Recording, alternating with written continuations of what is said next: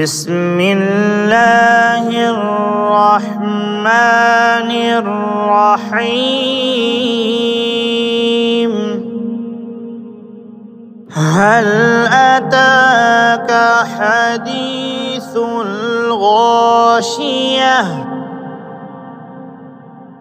وجوه يومئذ خاشعة عاملة ناصبة تصلى نارا حامية. وجوه يومئذ خاشعة عاملة ناصبة تصلى نارا حامية تسقى من عين آنية ليس لهم طعام إلا من ضريع لا يسمن ولا يغني من جوع.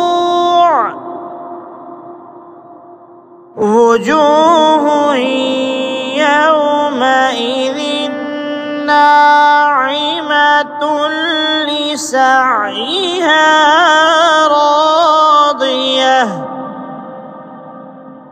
في جنة عالية لا تسمع فيها لاغية فيها عين جارية فيها سرر مرفوعة وأكواب موضوعة ونمارق مصفوفة وزرابي مبثوثة. أفلا ينظرون إلى الإبل كيف خلقت وإلى السماء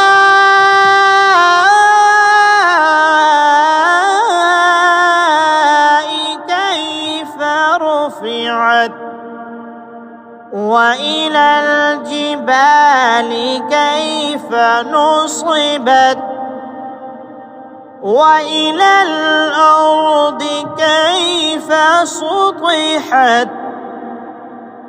فذكر إنما أنت مذكر لست عليهم بمسيطر إلا من تولى وكفر فيعذبه الله العذاب الأكبر. إن إلينا إيابهم ثم إن علينا حسابهم.